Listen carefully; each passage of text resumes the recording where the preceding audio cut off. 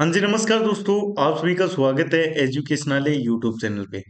तो दोस्तों आज की वीडियो में अपन चर्चा करेंगे जो पशु परीक्षर का एग्जाम है उसकी कट ऑफ के ऊपर कि उसकी कट ऑफ कितने नंबर रह सकती है, कौन सेफ है और कौन सेफ नहीं है।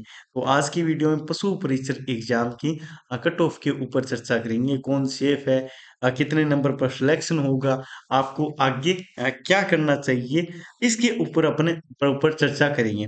तो सबसे पहले तो अपने कट ऑफ के ऊपर चर्चा कर लेते हैं। इससे अपने को अंदाजा हो जाएगा कि कौन सेफ है और कितने नंबरों पे सिलेक्शन हो सकता है, सिलेक्शन की उम्मीद है। तो चलिए, कुछ एक यूट्यूबर है और बहुत कम नंबर बता रहे हो, कुछ एक बहुत ज्यादा बता रहे हैं, कुछ एक तो 130, 135, 140 तक बता रहे हैं और कुछ एक बता रहे हैं 100, 105 के आसपास है। तो मैं न तो 100 के चक्रों में पड़ेंगे अपने, और न ही 130, 35 के चक्रों में पड़ेंगे। जो मुझे कट ऑफ स्टिक लगी है वो आपके सामने ये है। अनुमानित कट ऑफ के बारे में जिक्र कर लेते हैं कि अनुमानित कट ऑफ 2024 पशु परीक्षर की क्या रह सकती है। तो जनरल कैटेगरी, ये आप फीमेल के और 4 से 5 नंबर कम कर सकते हो। फीमेल के 4 से 5 नंबर कम कर सकते हो। ये जनरल मेल की है, जनरल मेल की, ओबीसी मेल की है। तो जनरल मेल की 120 से 125 नंबर है। कितने नंबर? 120 से 125 नंबर कट ऑफ रहने की संभावना है।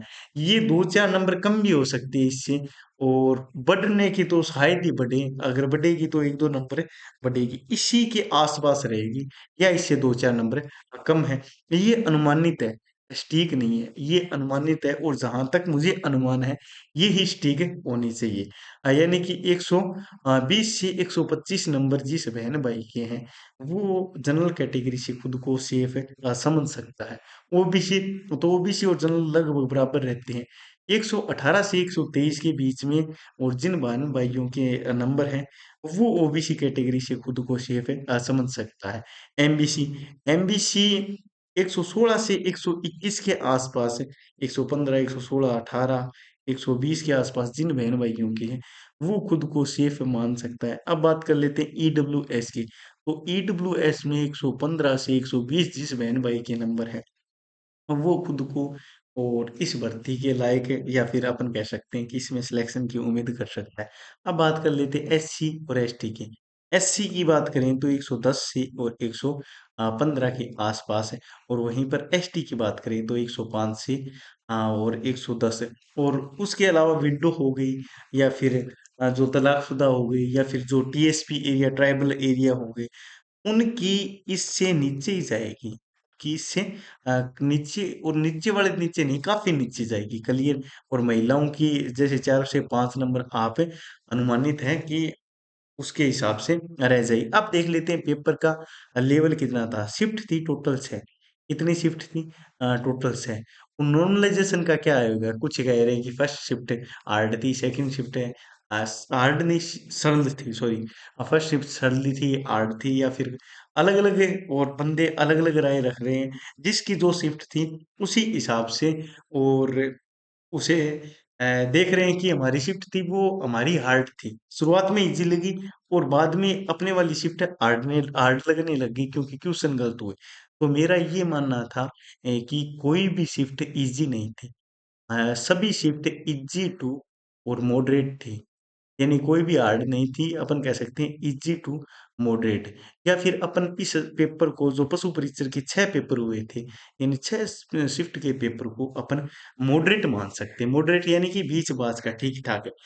काफी क्वेश्चन सरल थे, लेकिन जो मैथ्स और कुछ एक साइंस के क्वेश्चन इतने हार्ड थे कि जिन्होंने, ऐसे मानो कि सीजीएल जैसे एग्जाम भी निकाल रखे हैं, कुछ एक क्वेश्चन तो उनसे नहीं हुए। रियलिटी ये फैक्ट है। ऐसे नहीं कि सारी, कुछ एक दो क्वेश्चन और प्रॉब्लम वाले थे जिनमें भयभीत हो सकते हैं बच्चे। और कुछ एक शिफ्टों में करंट भी अपने को देखने को मिला, ऐसा करंट, या फिर अपन कह सकते हैं खुद में भी कहीं न कहीं कमी थी। तो कमी बेसी सारा प्लस माइनस करके मैं यही कहना चाहता हूँ कि पेपर ईज़ी टू और मॉडरेट लेवल का था। तो कट ऑफ भी इसी हिसाब से बनेगी। कुछ एक ऐसे सोच रहे हैं कि हमारा और जनरल से 100 या 105 नंबर पे, 100 नंबर पे ही सिलेक्शन हो जाएगा। तो वो अपनी उम्मीद छोड़ दे। वो 100 नंबर पे सिलेक्शन नहीं होगा। अब क्या तू तो क्या भगवान है क्या, राम है क्या तू? तो तू डिसाइड कर रहा है, तो भाई मैं तो कोई राम हूँ, मैं आम इंसान हूँ और आम इंसान की बात कर रहा हूँ। मैं तो ये चाहूंगा कि मेरे बहन भाइयों का 75 नंबर पर ही सिलेक्शन हो जाए। लेकिन मेरे कहने से न तो आपका सिलेक्शन होगा और न ही कट ऑफ कम ज्यादा होगी। जो सटीक आंकड़ा है, जो एक्यूरेट आंकड़ा है, उसी के हिसाब से मैं बात कर रहा हूँ। तो एक्यूरेट आंकड़ा जहां तक मुझे लग रहा है इतना ही है। इसमें और अपने हिसाब से मॉडिफाई कर सकते हो कि एक दो नंबर या तो ऊपर हो जाएगी या नीचे हो जाएगी, इसी के हिसाब से ठीक। बात रही नॉर्मलाइजेशन, नॉर्मलाइजेशन की बात कर रहे थे। तो यहाँ पर नॉर्मलाइजेशन में ये तो खास है नहीं कि किसी खास शिफ्ट को कोई ज्यादा फायदा होगा। लगभग पेपर का और लेवल देख रहे तो वो बराबर ही पेपर का लेवल था, 6 पेपर का लेवल बराबर था। कह रहे हैं कि फर्स्ट शिफ्ट वालों को नुकसान होगा। मेरे हिसाब से कोई नुकसान नहीं होगा, क्योंकि जो फर्स्ट शिफ्ट वाले थे वो बिल्कुल फ्रेश थे। उन्होंने फर्स्ट टाइम फर्स्ट व सेकंड वालों की बात कर सकते हैं। उनके जो क्वेश्चन थे, वो क्वेश्चन जो थर्ड या फोर्थ शिफ्ट है या फिर 5 या 6 शिफ्ट है, उनमें रिवाइज हुए थे। 5-5, 6-6, 7-7 क्वेश्चन रिवाइज हुए थे। तो पेपर बनाए गए जो अपन कह सकते हैं 6 के 6 पेपर है और इस हिसाब से डिज़ाइन किए गए हैं कि सभी उसे आराम से कर पाए, न कुछ इसमें इश्यू हो। तो बाकी मेरा यही मानना है कि लगभग 120 से 125 नंबर जिस भाई-बहन के हैं, 120 प्लस जिस भाई-बहन के नंबर हैं, किसी भी कैटेगरी से हो, तो वो खुद को सेफ मान सकता है। अगर नहीं बन रहे, तो एक पेपर जीवन डिसाइड नहीं करेगा। अगर नौकरी भी नहीं लगे तो कोई बड़ी बात नहीं। लेकिन वही बात है, स्ट्रेस वाली कोई बात नहीं है, पशु परिचर का पेपर था। अगर आपको नौकरी लगने की इच्छुक हो तो वीडियो वार 2 वैकेंसी थी, ये झोंटे की सिर जैसी होगी। उसके अलावा जेल प्रहरी, उसके अलावा जियोग्राफी से जियोग्राफी या फिर अपन कह सकते हैं कि साइंस से या फिर जो ड्राइंग वगैरह से, और अभी लैब असिस्टेंट की वैकेंसी आएगी, जल्दी आएगी। यानी कि लगभग और 10-12 महीने 10-11 महीने बाद उसका पेपर भी है, डेट अनाउंस हो चुकी है। उसके अलावा रीट रही, फर्स्ट ग्रेड रही, बहुत सारे ऑप्शन है। आरएस पर ही रहा 1.5 महीने 2 महीने बाद, तो बहुत सारे ऑप्शन है, ऑप्शन की कोई कमी नहीं है। अगर ऑप्शन खत्म हो गए तो क्या है, इन भर्तियों में ऑप्शन खत्म हुए, जीवन में तो कोई ऑप्शन खत्म नहीं हुए। तो मैं इसी के साथ है और वीडियो को विराम करना चाहूंगा। बाकी मेरे हिसाब से तो यही कट ऑफ रहेगी। बाकी मिलते हैं किसी और वीडियो में, तब तक के लिए धन्यवाद। जय हिंद, जय भारत।